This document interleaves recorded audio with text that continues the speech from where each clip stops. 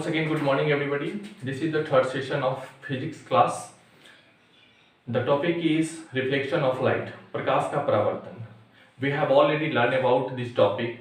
We learned about optics, we learned about light, and we learned about transparent, opaque and so many other things. बहुत सी चीज़ों को हम लोगों ने इसके बारे में चर्चा किया है. प्रकाश क्या है, पारदर्शी वस्तु क्या है, अपारदर्शी वस्तु क्या है, ल्यूमिनस थिंग्स क्या है, नॉन ल्यूमिनस थिंग्स क्या है. आज इस तीसरी कड़ी में, तीसरे सेशन में हम लोग स्फेरिकल मिरर के साथ आए हैं और उम्मीद करते हैं ये आप लोग आसानी से समझ पाएंगे क्योंकि वन लाइनर क्वेश्चन के रूप में इसे तैयार किया गया है. टॉपिक का नाम ही है स्फेरिकल मिरर. स्फेरिकल मिरर को कहने का अर्थ है स्फेरिकल मिरर, इट मीन्स गोलीय दर्पण. वह दर्पण जो गोलाकार का होता है, गोला से जिसकी प्राप्ति होती है, जिस दर्पण की. इसका हेडिंग या डेफिनेशन दिया गया है, वह दर्पण जिसकी परावर्तक सतह किसी खोखले गोले का एक भाग होती है. वह दर्पण जिसकी परावर्तक सतह किसी खोखले गोले का एक भाग होती है, उसे हम गोलीय दर्पण के नाम से जानते हैं. खोखला दर्पण कहने का मतलब हो गया कि वो एक मिरर है, और मिरर जो एक बॉल के जैसा, एक बॉल जैसा समझ रहे हैं, वो एक बॉल है और अंदर से वो खोखला है. और इसी के बारे में हम लोग आज चर्चा करेंगे. मान लेते हैं कि यह जो है हमारे पास ये हुआ एक बॉल हो गया, बॉल. और ये जो बॉल है किस चीज का बॉल है, तो ये मिरर का बॉल है, एक दर्पण है, यानी ये ग्लास है, ग्लास का बना हुआ है. अब हम इसे देख रहे हैं तो ये है खोखला, इसके अंदर में कुछ नहीं है. हम क्या करते हैं, हम इसके दो चीज को यहाँ अगर हम देखें तो इस गोलीय दर्पण को जब हम क्या कर देते हैं, एक इसकी भीतरी सतह को सिल्वर्ड कर देते हैं, मतलब भीतरी सतह को हम रंग देते हैं. सिल्वर्ड करना मतलब सिल्वर की परत चढ़ा देना. As like simple mirror, general mirror जो हम लोग साधारण दर्पण के रूप में यूज करते हैं, उसके पीछे हम लोग पढ़े थे, सिल्वर की कोटी चढ़ाई जाती है ताकि प्रकाश का परावर्तन आसानी से हो सके. तो इसी खोखले दर्पण के अंदर वाले भाग को हम इसे रंग देते हैं, रजतीत कर देते हैं. और यहाँ बाहरी भाग को भी हम रंग देते हैं, रजतीत कर देते हैं. तो बीच का जो भाग निकल जाता है ना, अगर बीच के भाग को हम यहाँ से क्या करते हैं, यहाँ से हम अगर बीच के भाग को मिटा देते हैं तो ये दो अलग अलग दर्पण बन जाते हैं, दो अलग अलग मिरर बन जाते हैं, जिसकी चर्चा हम लोग आगे करेंगे. इससे पहले हम समझ ले इसके बारे में. ये जो बीच का भाग इसका जो होता है, ये जाना जाता है सी, जिसे हम सेंटर के नाम से जानते हैं. इस खोखले दर्पण की यह जो है वह क्या है, तो वह है वक्रता केंद्र है, जिसे हम सेंटर ऑफ कर्वेचर के नाम से जानते हैं. मतलब खोखले दर्पण के सबसे मध्य का भाग, जिसे हम सिंबल के रूप में कैपिटल सी से डिनोट करते हैं. और इसका मतलब क्या होता है, इसका मतलब होता है वक्रता केंद्र, सेंटर ऑफ कर्वेचर. अब हम चर्चा कर रहे हैं कि यहां से लेकर के और यहां तक की दूरी, या यूं कहें कि इस क्षेत्र के मध्य भाग और इस क्षेत्र के मध्य भाग, यानी जिस भाग को हमने सिल्वर्ड किया, उस सिल्वर्ड किए भाग के बीच के भाग को हम कहते हैं पी. पी का मतलब होता है पोल, और पोल को कहते हैं ध्रुव. तो एक पी यहां भी है और एक पी यहां भी है.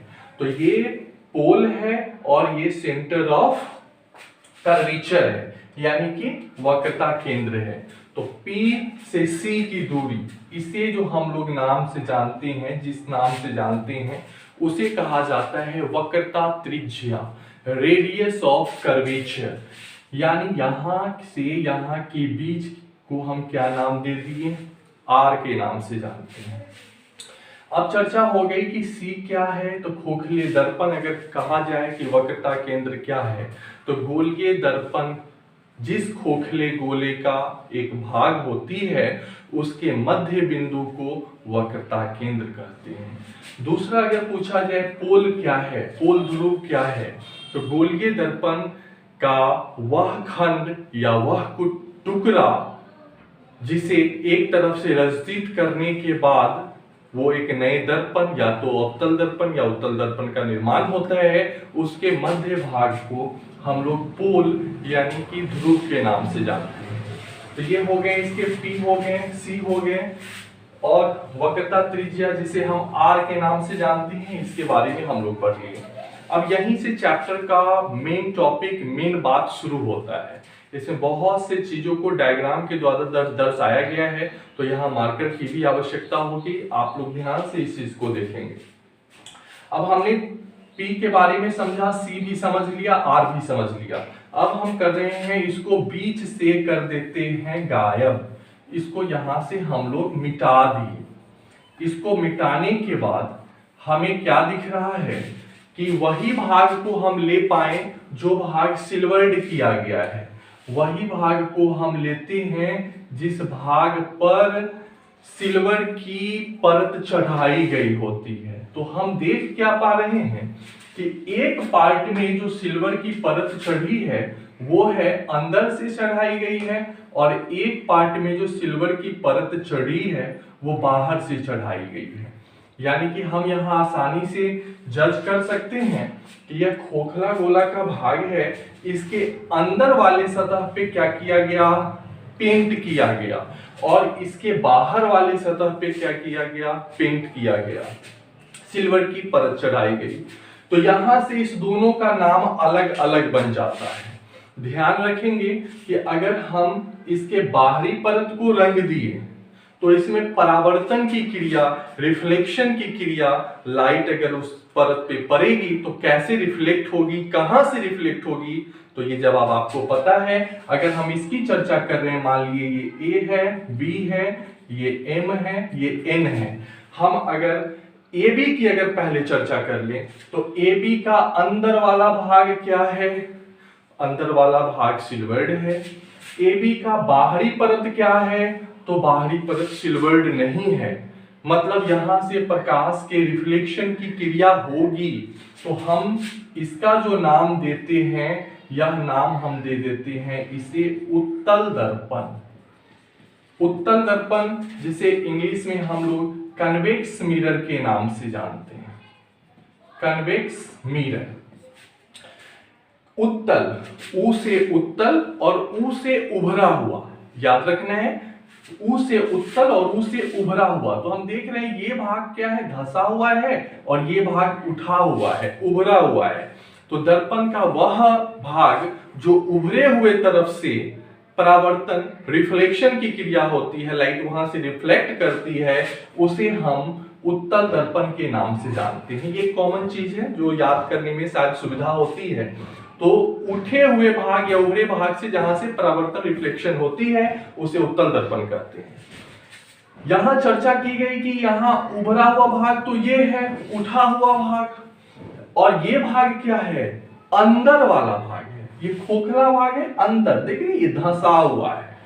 तो अंदर वाले भाग से जिसमें परावर्तन की क्रिया होती है उसका नाम दिया गया है अवतल दर्पण।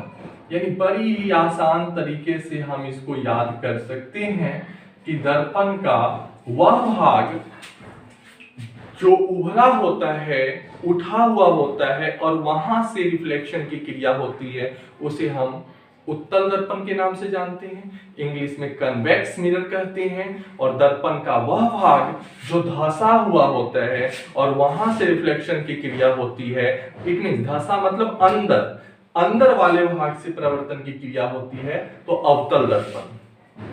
ऊ से उत्तल और ऊ से उभरा, ऊ से उत्तल और ऊ से उभरे भाग से परावर्तन होगी, और अ से अंदर और अ से अवतल। तो अवतल दर्पण में अंदर से परावर्तन की क्रिया होती है।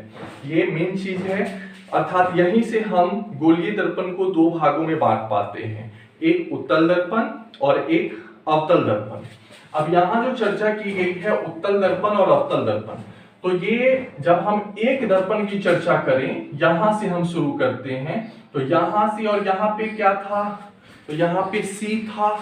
कब, जब इसको यहां से हम ऐसे ऐसे ऐसे क्या कर दें, बंद कर दें, बंद कर दें, तो इसके बीच का भाग ये क्या था, C था। तो हम देख रहे हैं कि हम यहां से P को क्या करते हैं, C से मिला देते हैं। चाहे इस P को इस C से मिला दिए, चाहे इस P को इस C से मिला दिए, तो P को जो C से मिलाने वाली रेखा होती है वो कहलाती है वक्रता त्रिज्या। पढ़ चुके हैं पहले भी, रेडियस ऑफ कर्वेचर, यानी यहाँ रेडियस ऑफ कर्वेचर जिसे हम R के नाम से जानते हैं, तो P और C को हम यहाँ क्या कह सकते हैं, R कह सकते हैं।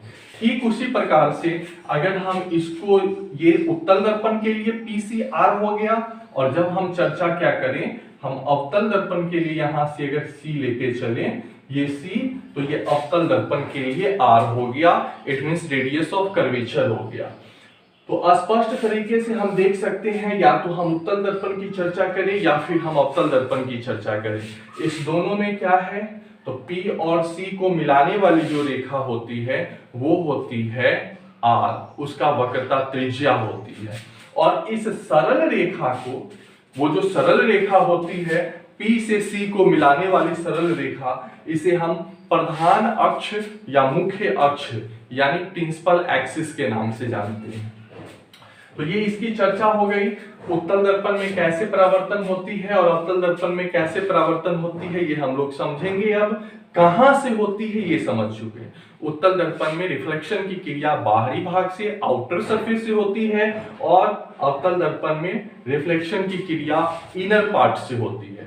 इसका मतलब उत्तल दर्पण का अंदर वाला भाग रंगा होता है, inner most part of the convex mirror is silvered, but outermost part of the concave mirror is silvered. उत्तल दर्पण का अंदर वाला भाग रंगा होता है, बाहर वाले भाग से परावर्तन होती है। अवतल दर्पण का बाहर वाला भाग रंगा होता है और अंदर वाले भाग से परावर्तन की क्रिया होती है। इसी के गोलीय दर्पण को यही बताया गया है कि दो भाग होते हैं, एक अवतल दर्पण और एक उत्तल दर्पण। और वो कैसे बना, तो इसी गोलीय खोखले दर्पण के टुकड़े से ही इस दोनों का निर्माण हो पाया है। फिर चर्चा की गई है, अवतल दर्पण में परावर्तन भीतरी या अंदर की सतह से होती है। अभी पढ़ी, ये रहा अवतल दर्पण, यहीं पर अगर कोई लाइट आएगी और यहां से जाएगी, फिर यहां से कोई लाइट आएगी, यहां से जाएगी, मतलब अंदर वाले भाग से परावर्तन की क्रिया होती है। और उत्तल दर्पण में जो होती है वो बाहर वाले भाग से, मतलब यहां से दर्पण पे कोई लाइट आएगी और फिर यहां से ये जाएगी। इस प्रकार से हम लोग इसके बारे में आगे भी पढ़ेंगे। यहाँ जो चर्चा की गई है वो है गोलीय दर्पण के मुख्य पद जो है पोल, जिसे संकेत में हम P के नाम से जानते हैं। P क्या है, तो मान लेते हैं कि ये हमारा हो गया अवतल दर्पण। अवतल दर्पण इसका नाम क्यों पड़ा, क्योंकि इसका बाहरी सतह रंगा हुआ है। और हम पहले भी पढ़ चुके हैं, अ से अवतल और अ से अंदर, मतलब रिफ्लेक्शन की क्रिया जिसमें अंदरी भाग से, भीतरी भाग से होती है, अंदर की तरफ से होती है। तो रिफ्लेक्शन यहां से होगी। ये इसका P, इस दर्पण के बीच का जो भाग होता है वो P यानी पोल, उसे ध्रुव के नाम से जानते हैं। अब यहाँ जो प्रकाश की किरण आएगी, और चूंकि हम यहाँ जान रहे हैं कि यहाँ क्या होगा, तो ये चूंकि एक गोले का भाग है तो यहाँ होगा C, यानी बीच का भाग जो होता है वो C होता है। इसमें एक और चीज ऐड हो जाता है, जब इस P और C को हम यहाँ नाम क्या दे दिए, तो इसका नाम दे दिया गया, PC को नाम दे दिया गया प्रधान अक्ष या मुख्य अक्ष। वह सरल रेखा जो P को C से मिलाती है प्रधान अक्ष या मुख्य अक्ष के नाम से जानी जाती है। तो अगर कोई प्रकाश की किरण इस PC के समानांतर आए, प्रकाश की किरण PC के समानांतर आती है, तो वो इस दर्पण से टकराने के बाद कहां से गुजरती है, तो इस दर्पण से टकराने के बाद जिस सतह से गुजरती है उसे हम फोकस के नाम से जानते हैं, सॉरी स्मॉल f। फोकस को संकेत में हम लोग स्मॉल f से इंडिकेट करते हैं। तो दर्पण से परावर्तन के बाद, तो ये कौन दर्पण, अवतल दर्पण। अगर पूछा जाए कि अवतल दर्पण का मुख्य फोकस क्या होता है, तो अवतल दर्पण के मुख्य अक्ष के समानांतर आने वाली किरण दर्पण से परावर्तन के बाद जिस मुख्य अक्ष पर कटती है या उसे काटती चली जाती है, उस बिंदु को उस दर्पण का मुख्य फोकस कहते हैं। तो हम देखें कि प्रकाश की किरण इसके समानांतर, पीसी के समानांतर, या पहले मैथ्स में कई बार पढ़े होंगे पैरेलल, जो एक दूसरे को काट न सके, वह रेखा जो एक दूसरे को कभी काटती नहीं है। तो हम ये रेखा लिए और ये रेखा लिए, ये कभी एक दूसरे को काटेगी ही नहीं, वो सीधे सीधे सीधे सीधे जाएगी। तो ये समानांतर आ रही किरण है और यहाँ से रिफ्लेक्ट जब होती है तो वो फोकस से होकर जाती है। तो स्पष्टतः हम देख रहे हैं कि यहाँ पे यह बिंदु इसका फोकस बनेगा। इससे एक चीज और स्पष्ट हो जाता है कि जब फोकस है और ये P और C की दूरी को हम R के नाम से जानते हैं। PC को क्या कहते हैं? R, और R को हिंदी में क्या बोलते हैं? वक्रता त्रिज्या। अब यहाँ वक्रता त्रिज्या के लिए एक रिलेशन बन जाता है। अगर पूछा जाए कि दर्पण के फोकस और वक्रता त्रिज्या में क्या संबंध है, दर्पण के फोकस और वक्रता त्रिज्या में क्या संबंध है, तो फोकस कहने का मतलब क्या हुआ? स्मॉल f, और वक्रता त्रिज्या कहने का मतलब क्या हुआ? Capital R। तो हम देख रहे हैं P से F की दूरी को हम कहते हैं फोकस दूरी। यहाँ एक लाइन और हम जोड़ सकते हैं कि फोकस दूरी क्या होता है। तो फोकस दूरी को हम हिंदी में, इंग्लिश में क्या कहते हैं? तो फोकल लेंथ के नाम से जानते हैं। फोकल लेंथ इसका क्या हो जाएगा? तो फोकल लेंथ इसका हो जाएगा PF, मतलब दर्पण के ध्रुव से और फोकस की मिलाने वाली रेखा, यानी दर्पण के ध्रुव से फोकस के बीच की दूरी को हम focal length, it means focus दूरी के नाम से जानते हैं। तो फोकस दूरी और वक्रता त्रिज्या में क्या संबंध है? तो हम देख रहे हैं कि जहां ये भाग कट रही है वह लगभग कहां हमें दिख रहा है? बीचों बीच इस P और C के बीच में। तो हम कह सकते हैं कि दर्पण का जो फोकस है वह क्या है? तो R का आधा है। वक्रता त्रिज्या यानी R, यही हुआ ना, यहां से लेकर के और यहां के बीच की जो दूरी होती है इसे R कहते हैं। PC को हम लोग R कहते हैं। ये प्रधान अक्ष जो होता है इसे हम लोग R के नाम से संकेत के रूप में देखे हैं, वक्रता त्रिज्या को। तो इस R इतना हुआ और इसका क्या है? ये आधा है। तो इसीलिए F क्या हो जाएगा? F इक्वल टू R/2 हो जाएगा। और यही पूछा जाए कि R क्या होगा, R और F में क्या रिलेशन है, तो R ये क्रॉस मल्टीप्लीकेशन इससे हो जाएगा, ये यहां आएगा, तो R इक्वल टू 2F हो जाएगा। ये बहुत ही मार्वेलस क्वेश्चन है और वन लाइनर क्वेश्चन में ये आना ही आना है। कई बार ये क्वेश्चन आ चुका है, इस चीज को आप ध्यान रखेंगे। बार बार पूछा जाता है कि दर्पण के फोकस दूरी और वक्रता त्रिज्या में क्या संबंध है, F और R में क्या संबंध है। तो F is equal to R/2। दर्पण की फोकस दूरी वक्रता त्रिज्या की आधी होती है। और जब पूछा जाएगा दर्पण की वक्रता त्रिज्या और फोकस में क्या संबंध है, तो दर्पण की वक्रता त्रिज्या R is equal to 2F। जब 2F बनेगा, एक F जोड़ एक F, चाहे 1 गुने 1, यहाँ से यहाँ की दूरी है 2, यहाँ से यहाँ की दूरी है 2, 2 2 4, तो 2 गुने 2। इसीलिए फोकस की दूरी अगर मान लेते हैं F है इक्वल टू 2 है, तो R इक्वल टू क्या होगा? क्वेश्चन अगर पूछ दिया जाए कि F इक्वल टू क्या है? 2 है, तो R इक्वल टू क्या होगा? तो R बराबर होता है 2F, तो R बराबर हो जाएगा 2 गुने 2, it means R equal to हो जाएगा 4। कहने का मतलब है कि जब हम चर्चा कर ले यहाँ पे F और R में अगर संबंध को दर्शाने के लिए चर्चा की जाए, तो F और R एक दूसरे के क्या होते हैं? तो पूरक होते हैं डबल में। तो F इक्वल टू R/2 ये याद रखनी है, तो R इक्वल टू 2F।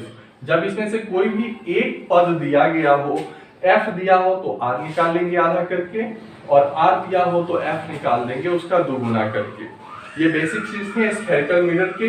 इसके बाद हम अवतल दर्पण के कुछ पद पढ़ेंगे। जब प्रकाश की किरण उसके किसी भाग पे P से गुजरती है, उसके समानांतर जाती है, F से गुजरती है, C से जाती है, तो उसका इमेज कैसा बनता है उसके बारे में डिस्कस करेंगे। तब तक के लिए best of luck, have a good day, bye. One more thing, अगर आपको ये चीज आसानी से समझ आ पा रही हो तो आप हमारे चैनल को लाइक और सब्सक्राइब कर सकते हैं। That's it.